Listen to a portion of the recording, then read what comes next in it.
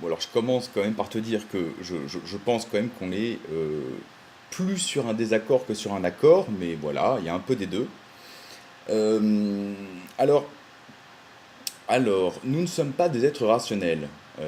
Bon, eh ben moi je te dis que si, pas en totalité, évidemment, mais en partie rationnel.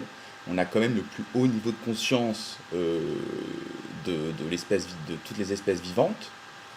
Donc on a quand même ce parti, si tu veux, on est les êtres qui sommes doués du plus haut niveau de conscience, donc de la plus haute capacité justement à rationaliser les choses. Voilà. Donc évidemment, pas en totalité, mais quand même. Euh, alors après, tu me parles de... on peut se... que tu me dis, voilà, tu me dis que tu fais les choses par envie et par volonté. Bon, en te démarquant du mot choix. Alors moi, je veux bien, et tu me dis que cette envie et cette volonté, elle n'est pas endo-déterminée, mais exo-déterminée. Eh ben, moi, je t'oppose à ça que non. Non, non, non, non, non. Ou en tout cas, ce n'est pas uniquement exo-déterminé, ce n'est pas uniquement déterminé par l'environnement. Parce que si c'était le cas, il y aurait quand même des gens qui sont très similaires, si tu veux, par rapport à leur évolution dans un environnement donné, et qui vont pourtant faire des actions différentes, qui vont parfois dans un sens opposé. Alors comment est-ce possible que dans des conditions données, deux personnes peuvent faire un choix totalement différent dans ces cas-là? Ce ne serait pas possible si c'est vraiment l'environnement qui détermine nos choix. Ce ne serait pas possible qu'il y ait deux possibilités différentes, un même problème. Tu me dis encore une fois que tu penses vraiment que la paix quelque part intérieure viendrait d'un non-choix. Moi, encore une fois, je te dis que là-dessus, moi, je ne suis pas en accord. En tout cas, moi, c'est pas du tout comme ça que je vois les choses. Alors, effectivement, on peut se dire finalement, on va être ermite, on se retire, et voilà, on se met en position de méditation, on se retire du monde, et puis voilà. Dans ce cas-là, on ne fait plus vraiment partie du monde quelque part, et on ne prend pas acte des choses qui se passent, et on ne fait rien. Donc, moi, voilà, le grand sage qui médite dans sa grotte ad vitam aeternam ne m'intéresse pas. Moi, il ne m'intéresse pas. Tant mieux pour lui s'il est dans une quiétude, mais moi, ça ne m'intéresse pas du tout. Par exemple, moi, si je prends mon cas, qu'est-ce que je fais dans la vie? Bon, j'ai la possibilité de ne rien faire, devenir une petite larve, quoi, quelque part. Je peux décider finalement d'essayer d'atteindre une certaine notoriété dans la photographie. J'aurais pu, je le pourrais encore probablement. Je peux décider juste de voyager, parce que c'est ce que j'ai déjà beaucoup fait, et je peux très bien continuer de faire ça jusqu'à ma mort. Et puis je peux décider un peu mon projet actuel finalement, et j'espère le concrétiser, de m'installer sur un terrain, de faire la permaculture, atteindre une certaine autonomie, une certaine, aller vers. Voilà, les choix sont là si tu veux. Et c'est pas l'extérieur qui m'oblige à faire un choix. Ça, je suis obligé de rien d'ailleurs, mais c'est plutôt ce que moi je pense et comment en fonction de tous les arguments et de tout ce qu'il y a autour, mais aussi à l'intérieur de moi, de ce dont moi j'ai envie, ce vers quoi j'ai envie d'aller, et ben c'est un choix que je fais quand même, si tu veux. Et donc, voilà, enfin, ce n'est pas que l'extérieur qui va me décider à faire ou non telle ou telle chose. Hein. Je veux dire, je réfléchis un peu, j'utilise mon cerveau. Tu me parles de la petite histoire du noyer que je trouve assez marrante.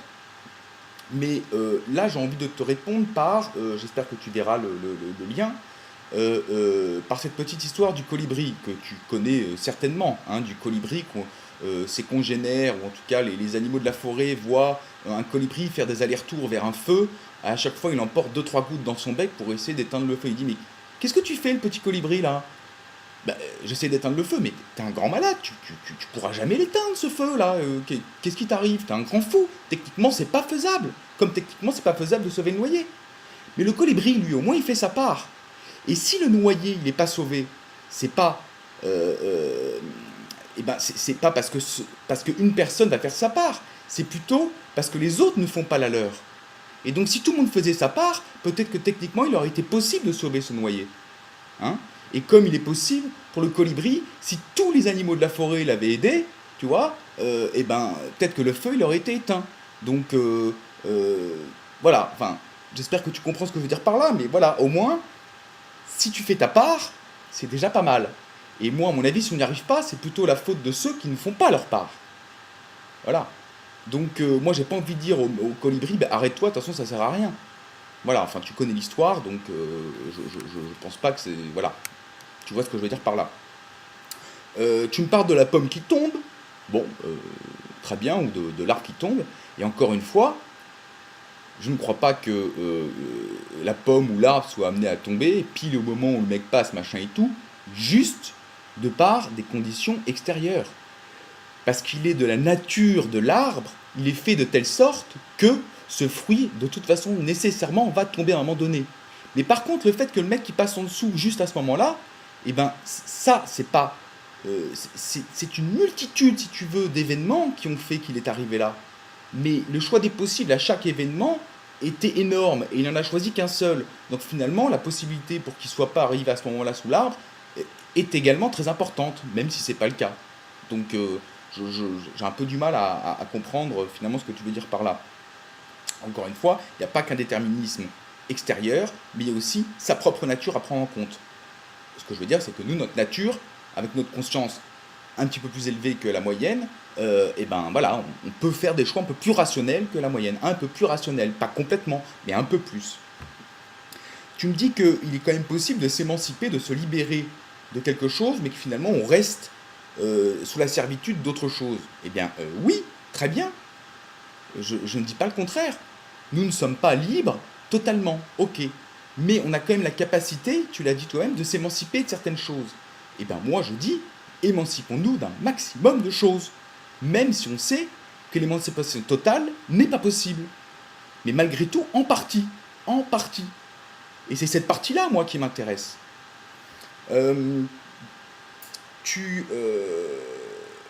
En fait, si tu veux, pour moi, il y a deux phases de la même chose. C'est un peu le yin et le yang. Il y a le côté libre et il y a le côté asservi. Il y a les deux. Et on est dans cette bataille-là. Et moi, j'ai envie que ce côté libre prenne le dessus, quelque part, sur le côté asservi. J'ai envie de ça. Je ne dis pas que c'est le cas. Je dis que j'ai envie de ça. J'ai envie d'aller vers ça. Et c'est pour ça que je vais faire des choix. Alors je dois dire que l'exemple que je t'avais donné en fin de vidéo sur le terrorisme n'est peut-être pas le bon, parce qu'effectivement, c'est toujours pareil, le yin et le yang, il y a toujours les deux phases de la même chose. Il y a le terroriste, suivant un point de vue, et puis il y a le résistant de l'autre point de vue. Bon, d'accord, très bien.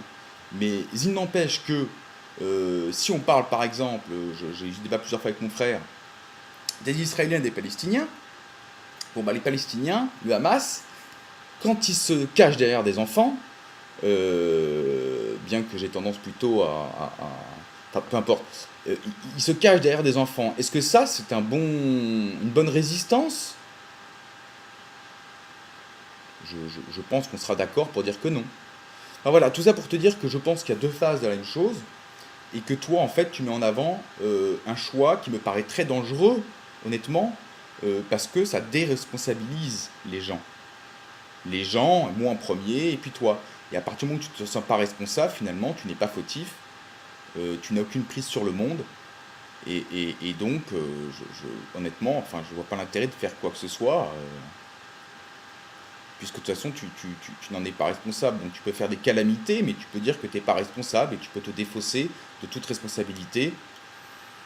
Bon, bah voilà, enfin, on en revient au grand procès d'après la Seconde Guerre mondiale, où on ne comprenait pas pourquoi est-ce que ces mecs disaient qu'ils répondaient juste aux ordres, quoi. Et ben ces mecs-là, ils se sont pas posés à cette question. Voilà mon avis. Donc il faut se poser un peu plus de questions et prendre un petit peu ses responsabilités. Parce qu'on en a. Même quand on est au plus bas de l'échelle, et ben on a des responsabilités. Écoute, voilà, je pense qu'on restera quand même sur un désaccord, même si je pense qu'on peut aller vers la même chose quelque part. Voilà.